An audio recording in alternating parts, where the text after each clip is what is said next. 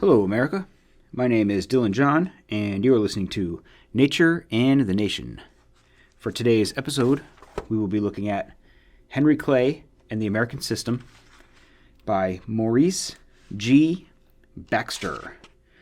And this book was published in 1995. Good year. That was a good year. 1995 was a good year. Henry Clay is a historic figure from America. He was a senator. He was the Speaker of the House. He was the Secretary of State in the early to mid 19th century. He was associated with the Whig Party, and the Whig Party ultimately was associated with, or in a sense you could say became, the Republican Party. So he was sort of a mentor, I believe, of Abraham Lincoln, and he supported the policies of the Whigs, and those policies, in many ways, were carried over to the Republicans. This book gives a big kind of overview of his life, but it's not really a complete a bibliography, because it's mostly about his political struggles with other political figures, and it tells the story of his political career, which is interesting. But I want to focus on a few specific parts of this book, because I want to focus on a few specific parts of Henry Clay's career. I am interested in the American system. This book is called Henry Clay and the American System. What is the American system? The American system is basically a set of policy proposals, a platform, if you will, that is designed to stimulate American prosperity. And it involves government action to set this prosperity and to encourage this prosperity. So there's a sense in which it is what might be today called industrial policy involved in the American system. But I think that it kind of hits the best parts of that, like government activity in the economic in the economy, government intervention in the economy. There's a lot that can go wrong with government intervention in the economy. There's a lot of reasons to be skeptical of government intervention, but there are some areas where the government can actually help. I talked about that in the last episode in regards to tariffs, and I think really that tariffs is probably the number one area where I think the government can influence the state of the economy. Most things the government tries to do to influence the economy, to improve or stimulate the economy, usually don't work. Most of them are simply bad ideas. But tariffs, if you examine them, I think are much better ideas. I talked about the theory a little bit behind tariffs in the last episode. And this book talks a little bit about tariffs because tariffs were a part of the American system. There was more to the American system than just the tariffs, but really the tariffs are the part that I want to talk about. This is not a book of economic theory. It's not a book of the theory of tariffs. And so you're not going to find that here, but there is sort of a historical discussion about the various back and forth debates and political and legislative goings on as regards the tariff and as regards the American system and as regards Henry Clay's career. So that's what I'm going to zero in on is some historical moments in tariff history, let's say. And you'll find that a lot of examination of the trade policy and of tariffs, and a lot of authors who are pro-tariff will oftentimes make a large part of their writing about the history of tariffs. There's not as much theory written about why tariffs work. Most pro-tariff writers simply look to the past and say, well, when we did this, here's what happened. And then when we did that, there's what happened. And that's a sort of a different approach, and I can appreciate it. If you've been listening to the podcast, you probably know that there's way of looking at the world that is like observing the things that exist in the world and drawing conclusions from them, but the conclusions are always subject to the test of reality, as opposed to the ideological way of thinking, which is to put theory first and try to conform the world to theory and deny aspects of observation that conflict with the theory. This is ideological thinking. And you see some of that in free trade theory. There's just the free market, the free trade, the idea that it must work because it so elegantly fits it all together. It's like the theory that holds all money together. The theory of how money works writ large. It seems like this grand scheme, and then asking too many questions about tariffs just throws this grit in the gears. And so, anyway, there's just not as much theoretic examination of tariffs as I would like there to be. So what we will wind up having to do is a bit more of a historical examination. But I do want to talk about theory from time to time. I talked a little bit about it at the end of the last episode, and I would advise you go check that out. But for now, I'm going to jump in here and start talking about Henry Clay. I want to start at the end of the book, the last or second to last, I suppose, chapter, the last chapter. Retrospect kind of gives the overview of Henry Clay's career, the bird's eye view. And I want to read a little bit of that to you. Like all my episodes, I'll be reading a few sections here and providing a little bit of feedback to them. I'm not going to talk too much about the Henry Clay's big career. I like I said, I want to focus in on a few specific tariff-related components of his career. But I do want to provide this sort of overview here so that you can know a little bit about who Henry Clay was and what he was all about. And you can maybe understand the degree to which economic nationalism, protectionism, tariff policy, industrial policy, the American system, how much this was a part of American history and was a component of the system that we used to establish our globally dominant economy.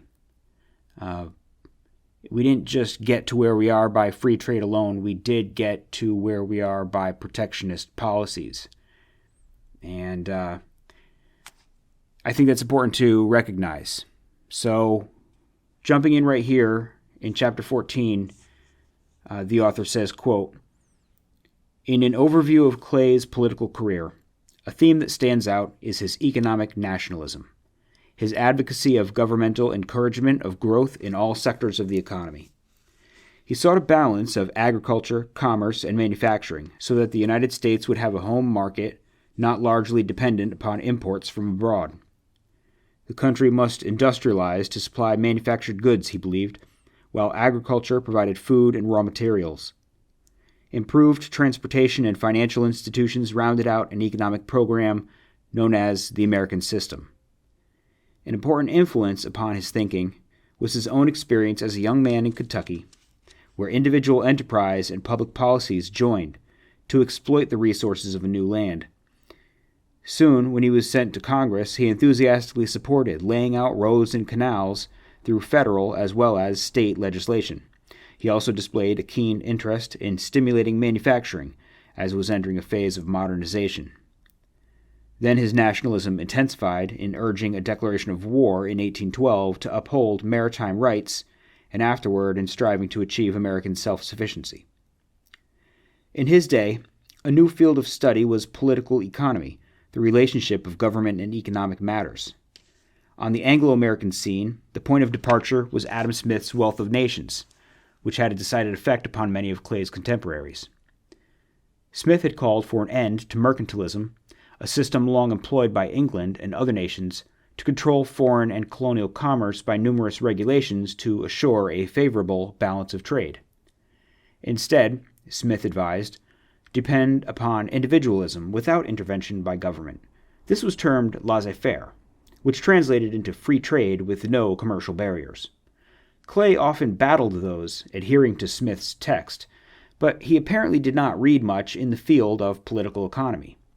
He probably did have a significant influence upon the school of writers who endorsed his own economic nationalism. Foremost was Hezekiah Niles' friend Daniel Raymond, a lawyer and professor of Baltimore, whose Thoughts on Political Economy from 1820 went through several editions, stating the case for the American system with ability.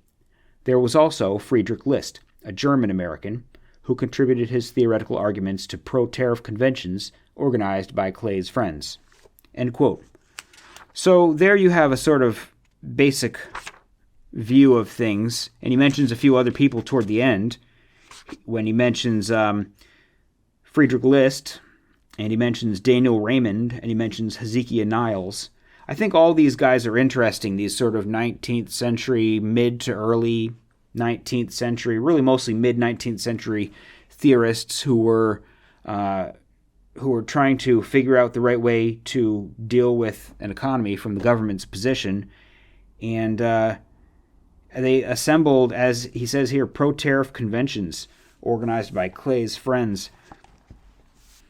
That's crazy. These conventions just set toward advocating one particular economic policy. They're just the same way that have like pro-silver, the pro-greenback, and whatever, like different groups that advocated different financial policies, and would have rallies just to advocate for their particular position and to let elected officials know they were there. He says that Clay didn't study a lot of theory, but he definitely had his opinions about the right way to do things. He gave some well-known speeches in defense of protectionism, even though he may not have been an economist. And that's what I want to move to now, some of the fights that went on from 1816 to 1820, and then in 1824, and then again in 1828. Basically, every 4 years, it sounds like there's another tariff fight. There's another round of, depending on who's in control, of like pushing the tariffs up a little bit or pushing the tariffs down a little bit, with the Whigs taking after the Federalists, who was the party of Alexander Hamilton, and they were pushing for protective policies, and then the Whigs picked that up, pushed for that. And so this is, I think, maybe before the Whigs came about. There was a sort of like interim period, I think, when the Whigs hadn't quite established themselves yet, and the Federalists were sort of falling apart, and I think the parties were a little like disorganized for a little while. And then really Jackson kind of was a really like charismatic figure, and so he sort of rallied a bunch of people around him, and they were the Democrats, and the Democratic Party has sort of carried on as a single chain since Jackson, and that was in this era as well. So anyway, in this chapter, which is chapter 2, the chapter entitled The American System, he says, quote, "In the session of 1816, Clay and like-minded congressmen sought governmental encouragement to industrialization then underway. Several industries, iron, flour, glass, leather, textiles, had benefited from reduced imports during the war. Further impetus came from a large pool of investment capital, a plentiful supply of fiber, food, materials, and lumber, a good source of labor for the new factories, and advances in technology for mechanized, efficient production. The industry undergoing the most spectacular change was that of cotton textiles. Francis Cabot Lowell and other merchants of New England established mills with new machines to spin yarn and weave cloth. They employed large numbers of women and children in paternalistic environments.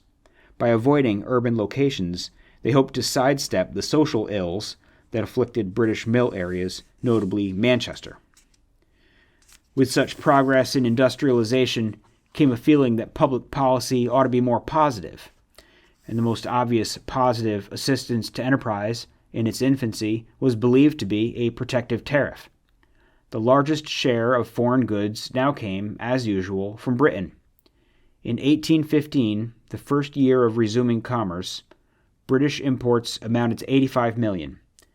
The next year they soared to 151 million, bringing on the charge that Britain was dumping goods at unfairly low prices to smother American producers. A widely reported remark of Lord Henry Brougham in Parliament added credence to that complaint. "It is well worth while to incur a loss upon the first exportation in order by the glut to stifle in the cradle those rising manufactures in the United States, which the war had forced into existence contrary to the natural course of things."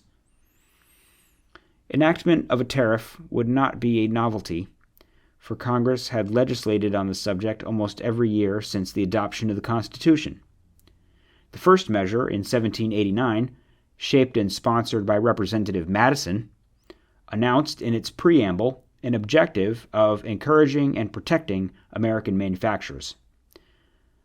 Of course, another, more pressing reason for the enactment was a desperate need for revenue, so sadly lacking during Confederation days. The average rate of 8% represented a compromise for the moment between the two principles of revenue and protection, but it was only the beginning of a continuing interaction.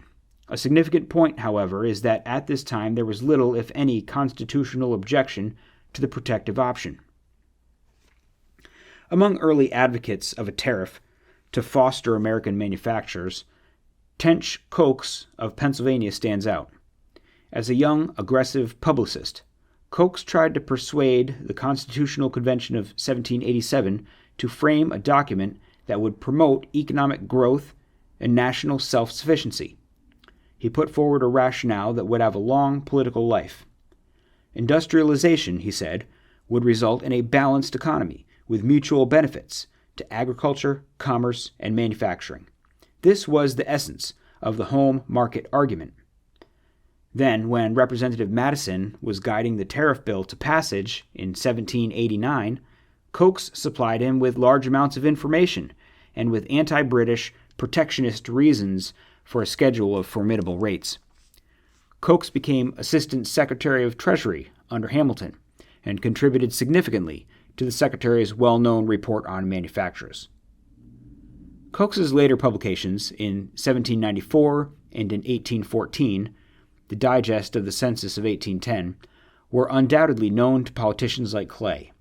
It was probably through materials such as those of Coxe and of later popular writers that Clay equipped himself with some everyday concepts of political economy. At the beginning of this post-war session in early 1816, the House centered its attention on fiscal policy. A public debt of $120 million represented heavy borrowing during the conflict, even though Congress had laid excise and direct land taxes and doubled tariff rates. Now, the question was how much the government should rely upon taxes and how much upon import duties. Through January, Clay repeatedly stepped down from the Speaker's chair to urge reduction of taxes. He was pleased that the direct levy on land would be phased out the following year and that reliance on other taxes would diminish in comparison with proceeds from public land sales and especially from the tariff. His aim was to strengthen the argument for a high tariff to protect manufacturers by dependence upon it also as the major source of revenue. End quote. Okay, so there's a couple of things to see in there. And let me just walk backwards a little bit from something that I just saw. The last paragraph there, he talks about how the Congress and the federal government owed a bunch of money because there was the War of 1812, and they had spent a bunch during the war, and the war's over, and they need to sort of come up with the money. So he says the question was how much the government should rely upon taxes and how much upon import duties. So like I was saying in the last episode, the question about the tariff can never be seen in isolation as a single question of should we or should we not. The question must remain, should we do the tariff instead of a different tax? Which tax should we do? We are going to raise X number of dollars. How do we raise it? Through taxation or through tariffs? That's how the question should be understood, because in practice, that's the sort of question that must be asked, because that's that's the effect of having a tariff. If you just impose the tariff, you're just basically imposing another tax. And unless that's a question all of its own with its own arguments. But you don't want to mix those two questions together when you study it. The other thing that I want to see is Clay is arguing that the other taxes ought to be reduced and they ought to be replaced with the tariff. And he uses the need for revenue as an argument for the tariff. So while he may have protective arguments, he also employs the argument that the government needs to get this money one way or another, and relying upon it as a major source of revenue is a part of his argument. And also it does talk about this guy Tench Coates, and he was an author. And he was also the Assistant Secretary of the Treasury under Hamilton. I haven't read anything by him. You're talking 1794 and 1814, but I certainly would be interested to see what that guy has to say. It's always nice to discover new figures in this area. And he does talk about how the tariff had been around ever since 1789.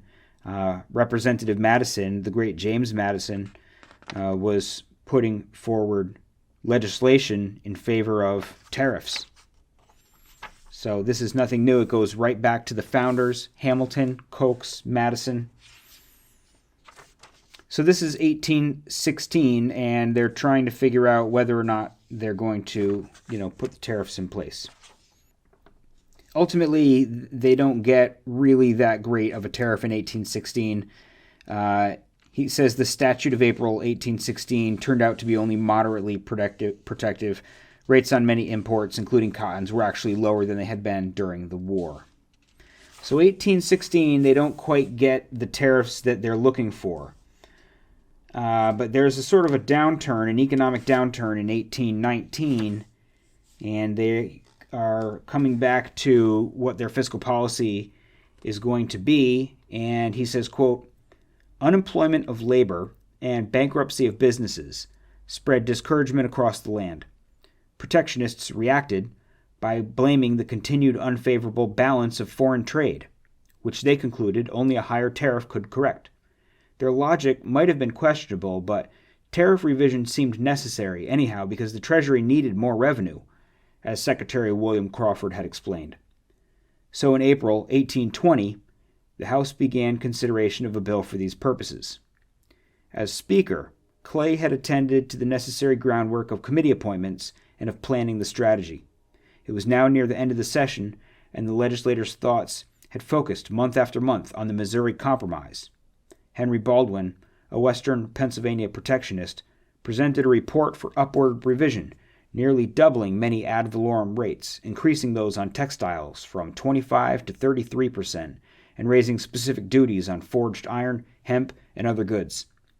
Baldwin also brought in two more bills that would tax sales of imports at auctions and would replace the existing credit system at custom houses with a cash basis. During a week-long debate, both sides of the issue spun out the familiar arguments and a few new ones on protection. Baldwin and Lewis McLean probably made the strongest case for encouraging manufacturing while reconciling it with commerce and agriculture on home market grounds. In opposition, John Tyler and Philip Barber, both Virginians, spiritedly defended the agrarian position.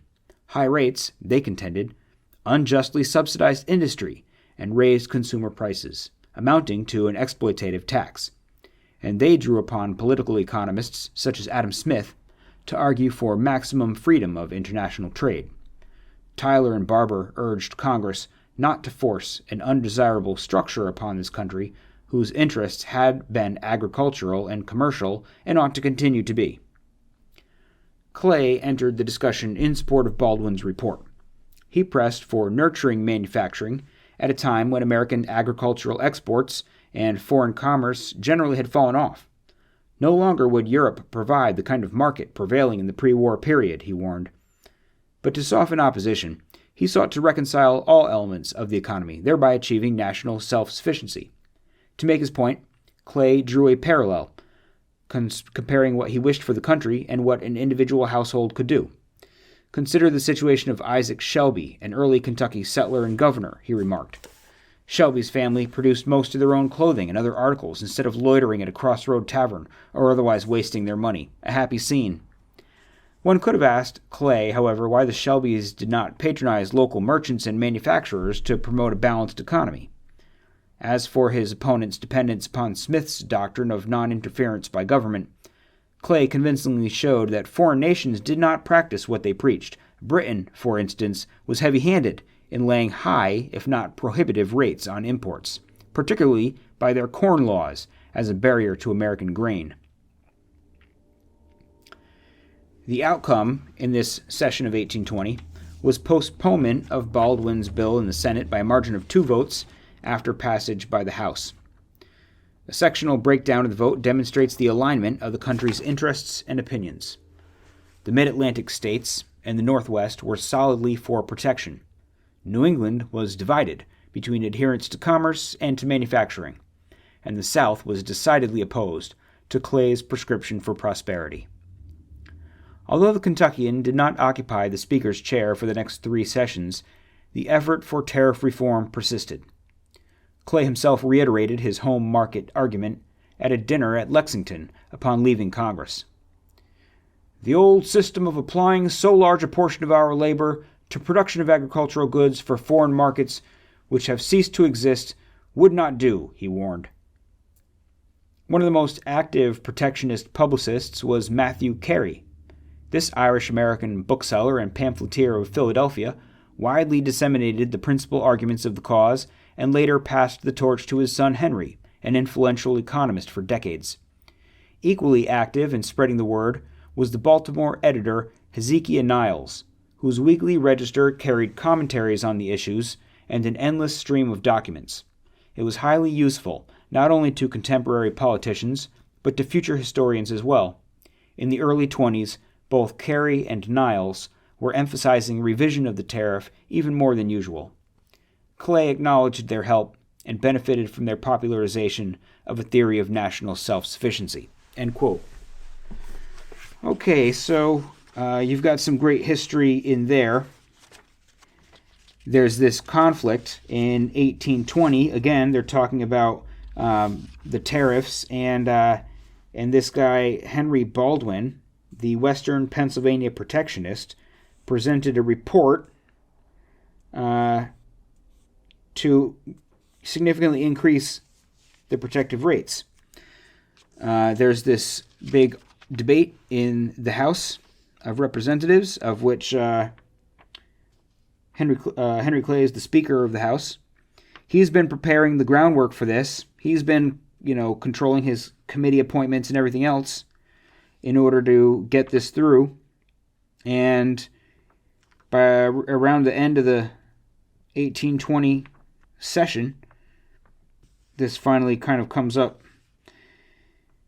And ultimately, although the House of Representatives passes Baldwin's proposal, it doesn't make it through the Senate. It's postponed. But he talks about how the country breaks down. The South, very much opposed to protection. The Mid-Atlantic states, the Northwest, those are for protection. These are growing manufacturing areas. New England is about split because New England's got the manufacturing, but New England also has commerce. In other words, it has shipping and transport of goods, a big shipbuilding industry in New England. And they don't want to see their international trade reduced because that's how they make their money. So they're kind of split on the issue.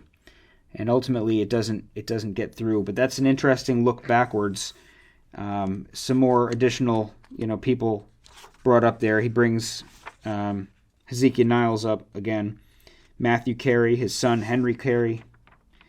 Henry Carey ultimately was involved in the Lincoln administration and setting policy for him, and that's another story for another day.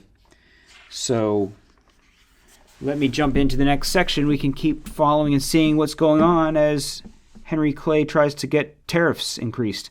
He says, quote, "After the tariff bill of 1820 failed to pass, further attempts stalled.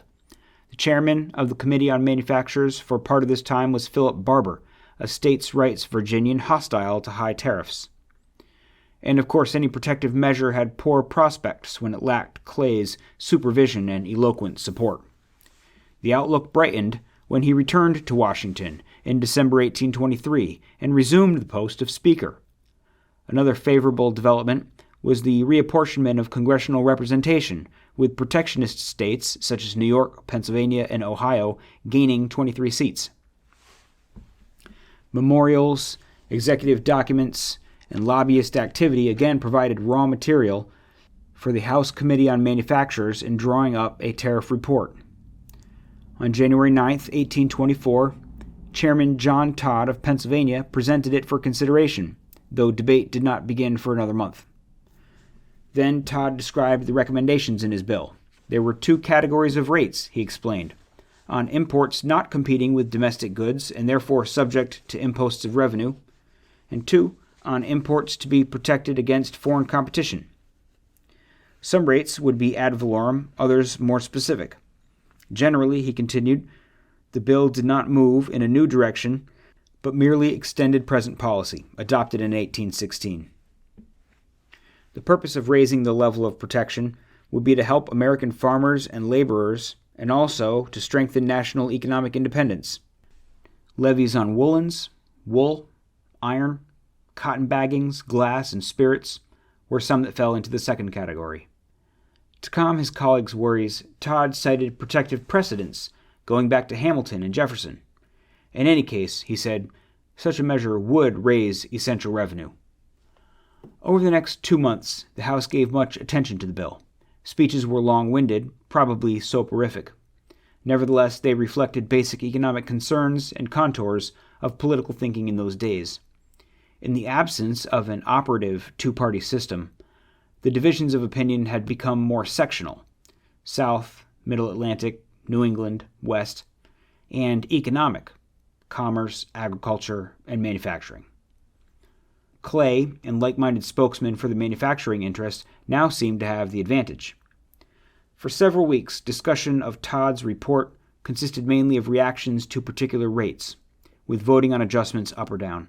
Then Barber spoke strenuously against the general principles of protectionism, spurring Clay to defend them. His speech, extending over 2 days, would be perhaps his best-known exposition of economic nationalism.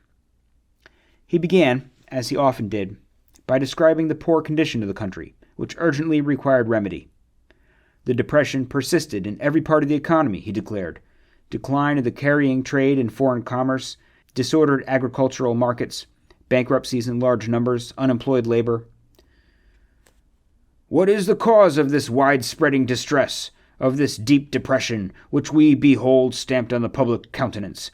We are the same people. We have the same country. The sun still casts its genial and vivifying influence on the land. The cause, he felt, was the sharp contraction of post-war demand for American goods abroad, a situation that would not change. European restrictions of American imports, especially the British Corn Laws, appeared unyielding. Admittedly, the quantity of cotton exports had risen rapidly, yet lower prices provided less income to planters. Predictably, Clay's cure for the malady was development of a home market for domestic products.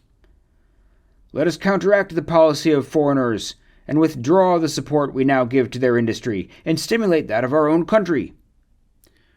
Legislation, as in the present bill, was therefore essential. It would establish a genuine American system. This term would become a staple in the political vocabulary of the antebellum era. Clay did not invent it, for Hamilton had used it more than a quarter century earlier. Later, Jefferson did also. And in a different context, Clay himself had employed the expression in a congressional speech in 1820, urging recognition of Latin American independence and a common commercial interest with that part of the hemisphere. But now it became synonymous with a protective tariff, and later would extend to other policies. The American system rested on the idea of harmonizing all segments of the economy for their mutual benefit and of doing so by active support from an intervening national government. In several respects, Clay thought, the United States could adopt the British model of industrialization, helped substantially by restrictions upon foreign trade except for an indispensable flow of American cotton to its thriving textile mills. The South, he believed, should not fear British retaliation on cotton if the proposed tariff bill passed, for that country would never overlook its own interests. Here he countered arguments widely advanced against the pending bill. The Kentuckian insisted he did not wholly admire British behavior, although he would borrow some of its developmental strategy. Again, the speaker encountered anti-protectionist reliance upon Adam Smith's political economy. These opponents contended that this new science had demonstrated the undesirability of forcing enterprise into a pattern. It was much better to allow capital and labor to take an unhindered direction to a natural and ideal order. Clay responded that British regulations abounded, so this nation, Clay said, must not unilaterally implement Smith's dictum of governmental non-intervention. Still another objection to protection, assuming importance for the first time, was constitutional. In the early 19th century, customs receipts supplied most of the revenue needed by the Treasury, and some anti-protectionists reasoned that tariffs could not constitutionally have any other purpose. Not so, Clay declared. Congress had the delegated powers to lay imposts on imports and to regulate interstate and foreign commerce. Absent any specific limitation of these powers, he said, they were plenary, thus including authority to nourish American industry. There were precedents going back to the first tariff law of 1789 with its preamble about protection of manufacturers.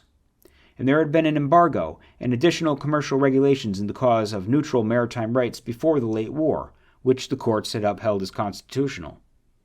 Nevertheless, the time was approaching when the constitutionality of a protective tariff, as well as other controversial subjects of politics, would become the focus of inflamed disagreement. Clay's argument drew upon practical illustration and generalization, more than upon the abstract wisdom of political economy. So he dipped into history for proof. He referred to the record of several nations to show that some, Britain and France notably, prospered as a result of promoting industry, while others, Spain for instance, did not. End quote. Okay, so there you have it. This moves on after 1820. The bill in 1820 fails to pass. It moves on again to 1824 is when this current debate is going on. So Chairman John Todd of Pennsylvania from the House Committee on Manufacturers presents a tariff report for consideration, and debate begins the next month. He's got recommendations in his bill. Mostly, he says, it's just continuing the 1816 bill, but there are a few areas where we boosted up in some certain spots. And the Southerners don't like it. They argue against it, and they're on board with Adam Smith. And they're beginning to make claims that the government doesn't have the authority to do this. Clay says, actually, we do. We have been doing it ever since the beginning of our country, and we can lay imports for any reason whatsoever. We're authorized to do that by the Constitution. And Clay gives a speech that lasts 2 days. I'm going to assume he stopped and went home to go to bed and came back the next day. And he makes arguments about how the international market is not sustaining America. Exports alone are not sustaining America. The other countries are no longer buying everything America produces, all of the cotton that America produces. The country has to become self-sufficient. And he argues for the home market. In other words, the things that will be made here and the things that will be grown here can be sold here. So how does this all turn out? Well, the debate goes on, and the debate goes on, and Daniel Webster jumps into the debate. Finally, April 16th, the House approves it, goes to the Senate, the bill passes. Henry Clay is very proud of this. And this was maybe one of the early and strong wins for the American system. And I'm going to wrap it up about with that quote. I don't want to go into any other quotes. So I think we can call it quits here. Thanks for listening to a brief dive into the story of Henry Clay. He's a great American hero. Till next time, goodbye.